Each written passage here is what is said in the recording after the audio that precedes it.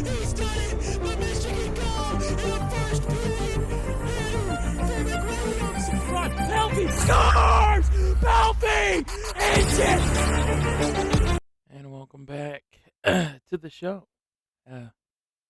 Yeah, welcome back to Bull Spitting with Clarky. It has been a weird, eventful week this week in the world of sports.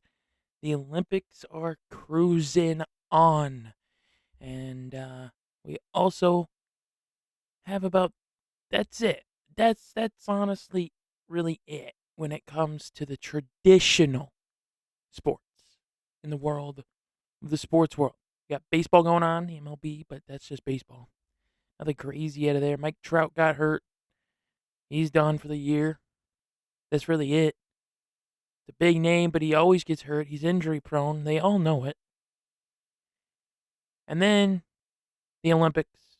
But then you have things that are almost a sport. And as ESPN 8, the Ocho says, if it's almost a sport, we show it. This weekend has been a fun weekend on ESPN2 as it turned into ESPN 8, the Ocho, for its 15th year. The people that have no idea what the heck I'm talking about right now, if you remember the movie Dodgeball, the true underdog story, in that movie where they're playing dodgeball, an average Joe gymnasium beats Cobra Gymnasium and beats the whole thing and wins it and gets the money and builds its empire of gyms. The average Joe, it was all aired on a fake ESPN channel. That channel being ESPN 8, the Ocho. And as their slogan stated, if it's almost a sport, we show it. And while in that movie, while they state that and say, welcome back to ESPN 8, the Ocho, it shows a variety of almost sports. Dodgeball, lawnmower racing, squirrel freaking surfing. Like the craziest things.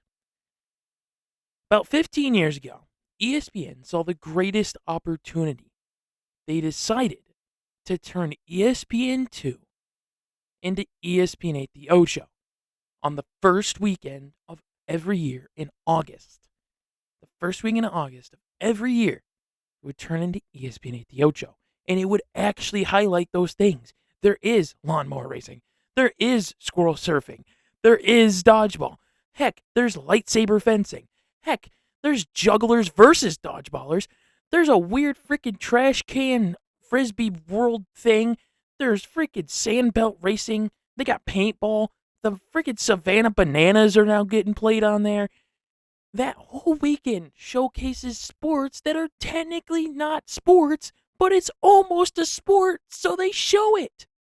It is one of the craziest things, and if you have never heard of it, please look out for it next year. Actually, today is the last day. It was this weekend. And so there's a lot of things going on. There's a lot. There's car jitsu, which is where two people sit in a car. There's a person in the driver's seat, passenger seat. They have their seatbelt on. And when the horn sounds, they unbuckle themselves and they start fighting in the car. If that's not crazy, I don't know what is. There's one where they're fighting and there's a tire in the middle. It's like a stack of 3 tires and you're fighting another guy or girl or whatever. You're fighting another person.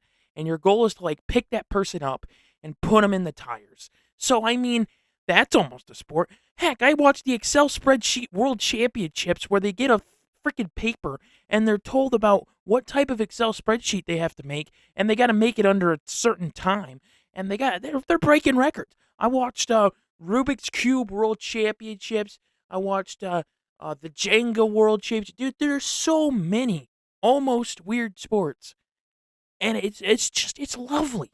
I don't know why, but I get this sense of like of pride almost in a way. You get this sense of like it really embodies what average Joe gymnasium is, and it really does. It embodies what average Joe gymnasium in the movie wanted to do. They wanted to make a gym for the average Joe.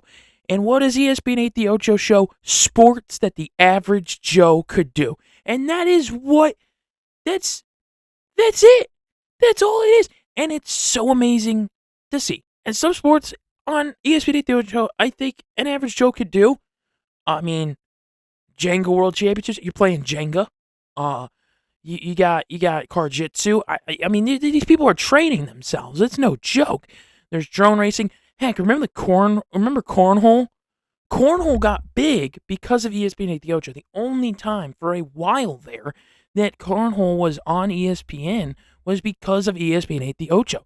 So, I mean, when you think about it, it makes sense that the ESPN would do something like this. I mean, the closest thing besides this that you have average Joes doing sports is Dude Perfect.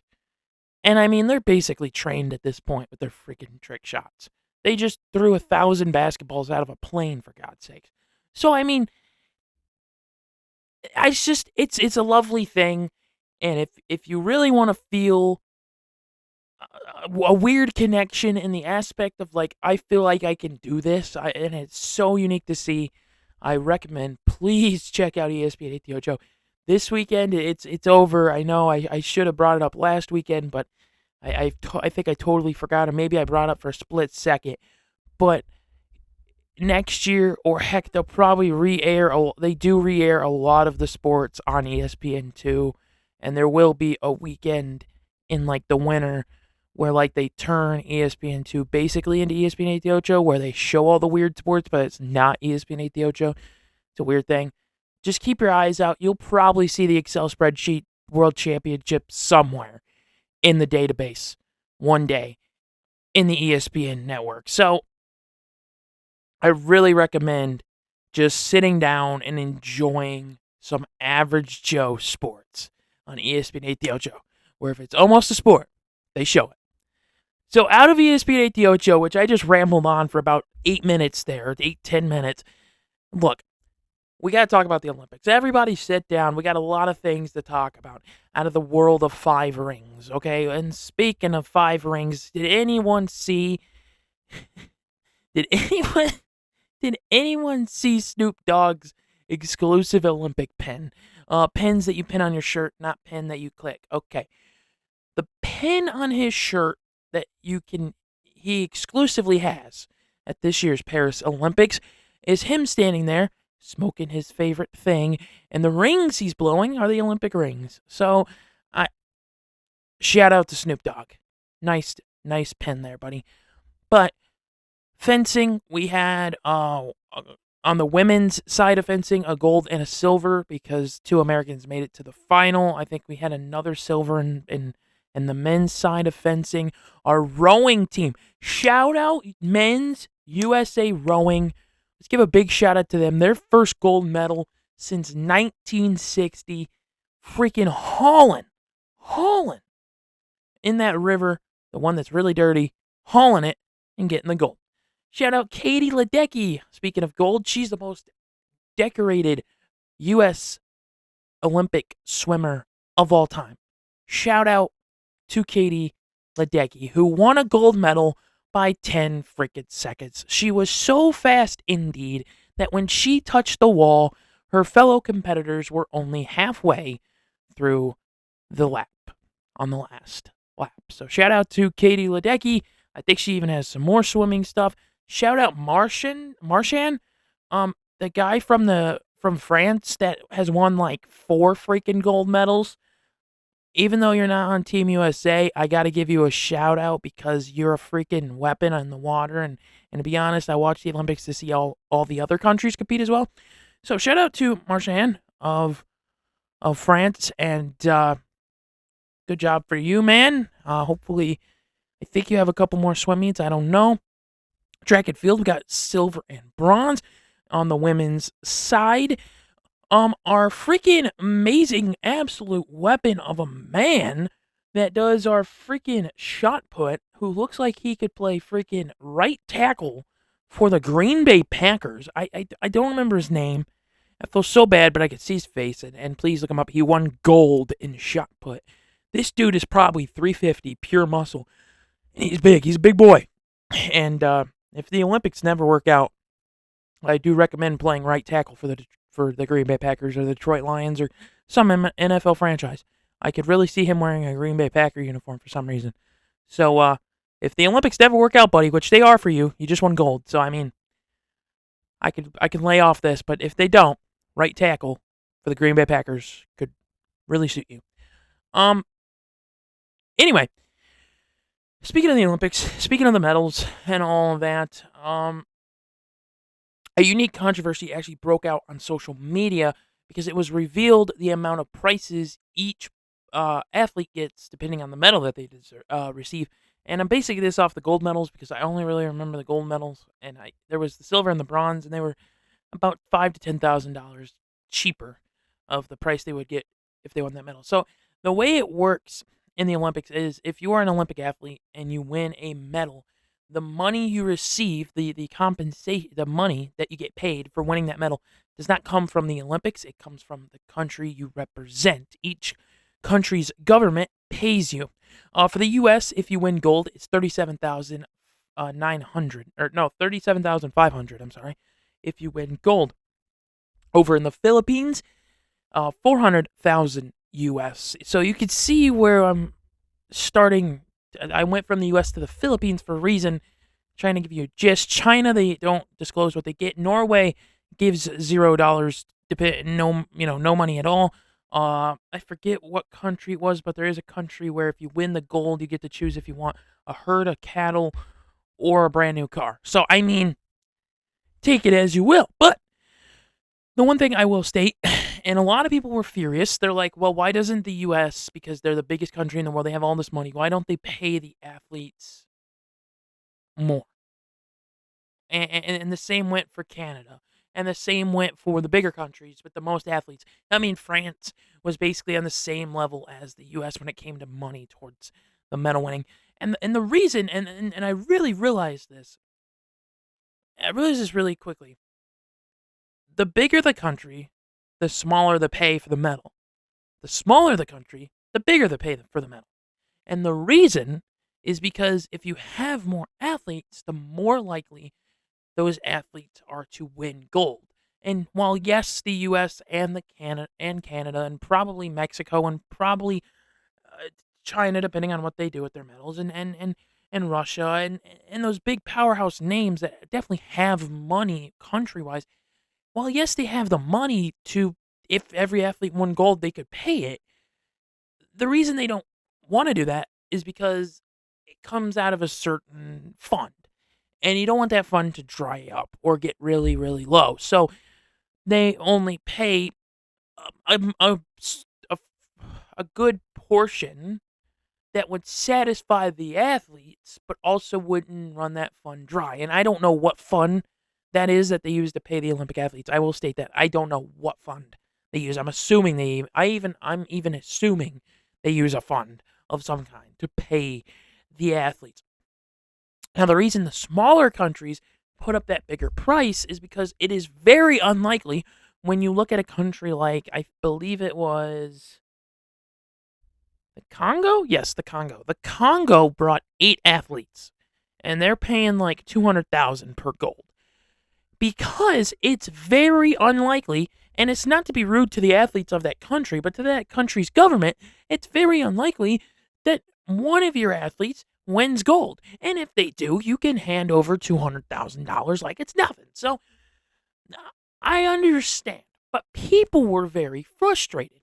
Heck, I got in I myself will tell you that I kind of started an argument of a different dispute, and it's a very unique one. They were showing the overall medal count of the Olympics so far. This was yesterday. So far throughout the Olympics, they were showing the overall medal count. I commented, and this is a truthful fact, and a lot of people agreed, and a lot of people will agree that are listening to this. This is a truthful fact. The U.S. and a very small number of countries, which I believe is the U.S., Canada, maybe Mexico, I don't know, but probably Mexico, and some countries in the U.K., and like a very few number of countries in Asia. I'm going to say there's probably 20 countries out of the 206 countries competing in this year's Olympics that count the overall medal count and care about it. Because most countries care more about the gold medal. because countries care more, most countries care more about finishing first than they do about having the most medals. I comment this on the post. I said, yes, it's good to see the U.S. winning the overall, but if you look at it, China is winning. If you look at it in a world perspective, China is winning because at the time they had the most golds. I think it was 11 and U.S. had 9, I think. And because most countries count gold and not the overall, which is a truthful, stateful fact, people got upset and I got roasted. I for some reason, people thought they would just roast me and be like, you don't know what you're talking about, blah, blah, blah, blah, blah, and all this other stuff. And then someone actually comment to me trying to upper hand me a little bit. I didn't respond to any of this. I just wanted to bring this one. I want to bring 2 comments up. I want to bring 2 comments up that got sent to me in the comments. I want 2 replies that got sent to me, okay? This is the only reason I'm talking about this. One reply was pretty good. He said, wait, the Olympic, he sent a screenshot. He said, he added me and said, what about this? And it was the screenshot of what the Olympic Committee looks at more and whatever. So the Olympic Committee cares more about the overall than the gold. And that's why the overall even exists. And I did not reply, but someone basically did for me. And they basically said what I would say, and that is, of course the Olympic Committee does the overall. They're the Olympic Committee, but I'm not talking about the Olympic Committee. I'm talking about other countries. The Olympic Committee does the overall because they're the Olympic Committee. They're the committee that controls the Olympics. Of course they're going to focus on the overall more than they are the gold. Their objective is to make the Olympics for everyone, in a way. And the overall shows that everyone has a good number. So, and I'm not trying to be rude and I'm not trying to be disrespectful, but I'm trying to state that it's the truth. It's the truth. The Olympic Committee, the reason they do the overall is to make every country feel a sense of pride and that you might not have as many golds as U.S. or China or France, but you have an overall number of 27, and that's cool and all, and that's amazing. But, the problem is people don't understand that it's the Olympic Committee. The Olympic Committee is made up of people from around different countries. And you could argue that if they're from different countries, then you would say that those countries also count the overall. But that is completely false because I'm 99% sure there's people from, countries that don't count the overall. I'm pretty sure there's probably, a mix of people from U.S., Canada, China, Mexico, freaking Puerto Rico's probably somehow involved, even though Puerto Rico is even though considered by the Olympic Committee a nation, it's a territory of the United States, but it's considered a nation by the Olympic Committee. It's a whole freaking thing.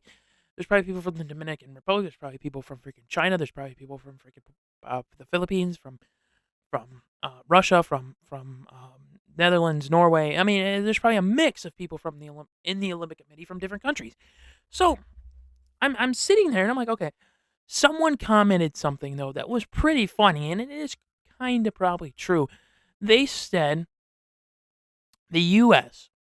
and the countries that do count the overall, when they're in first, the U.S. is in first with the overall. They still are to this day. And he used U.S. as an example. The U.S. is showing us that they're leading the overall so they can make their country and make the country feel pride. And that's true. But then he stated, if and when, I'm so sorry. Anyway, when/if the USA goes and leads the gold medal count, then the U.S. will start hyping up that they have the most golds. That's true. Any country would do that. That does along the lines of what the U.S. is doing. 100%. He used the U.S. as an example because they led the overall. I 100% agree. There was people getting on him, and I started to realize, and I want to state this on this podcast because it's the truth. I told my brother, I told my family, I said, if you were to comment something that isn't even controversial, and that isn't controversial, I don't want to say common, I'll say common sense, but I feel like that's not the right word. It's a common sense notion to know that most other countries outside of probably U.S., Canada, and some countries in the UK and Europe and all that most countries care more about the gold medal count than the overall. And that is a common sense notion. But no matter what you say on the internet, people will always find a way to argue. And that is the lesson of the day here on Bull Spittin' with Derik Clark. So, if you wanted that, I know this is kind of weirdly drifting off of the sports world in a way, but it's still staying on track. I just wanted to bring that up because it is so true. A lot of times people will do that. So, I did want to state that as well. Shout out our women's rugby team. They won bronze after beating Australia thanks to a last second score and our first medal in women's rugby sevens. Women's sevens rugby. They only play I don't know why they say rugby sevens because I'm 99% sure they only play sevens. I think the only Olympic rugby event is the 7-on-7. Is it not? I don't know. Is there 11 on the field in a different way? Is there another type of rugby in the Olympics? I don't know. I've only literally seen the 7-on-7. I haven't seen the actual 11-on-11 rugby in the Olympics, so I don't know. But shout out our women's 7-on-7. I'll just say it just in case there is the actual 11-on-11 crap. Shout out to our women's 7-on-7 team. USA won bronze, our first ever medal in the Olympics on the women's rugby side. So, I feel like jambling and rambling and all that fun stuff. It's really took up some fun time. So, no real news to report out of NASCAR or any motor sports because they're all on Olympic break. They're soon to come back. Yeah, that's really it, guys. Watch the Olympics. Root on USA or whatever country you feel like you should root on. I know I have some buddies of mine that do listen to this, and they are, they're from other countries, and they root for their country, and they root for other countries as well. So if if you're from the U.S., root for the U.S. or root for whoever you feel that you should root for. You could root for multiple countries in the Olympics. It doesn't really matter. But shout out to everyone, and remember to be kind. Watch the Olympics. Look out for ESPN 8 the Ocho. Watch whatever you can. Sports wide. We're getting trim. We're getting thin in sports. But eventually, the Texans just played in the Hall of Fame game. That's something I need to bring up. The Texans lost to the Bears in the freaking Hall of Fame preseason game because it rained out in the third quarter and they just called it final. I didn't know you could do that in football. But I think because it was a scrimmage, it was a preseason game, it didn't matter. So I think that is what it is. But shout out the Texans for all that fun stuff. Shout out to you guys. Remember, be kind, be safe. Remember, big smile. As always, guys, Mini Doc, Derik Clark, a.k.a. Mini Doc, signing off. Peace, guys.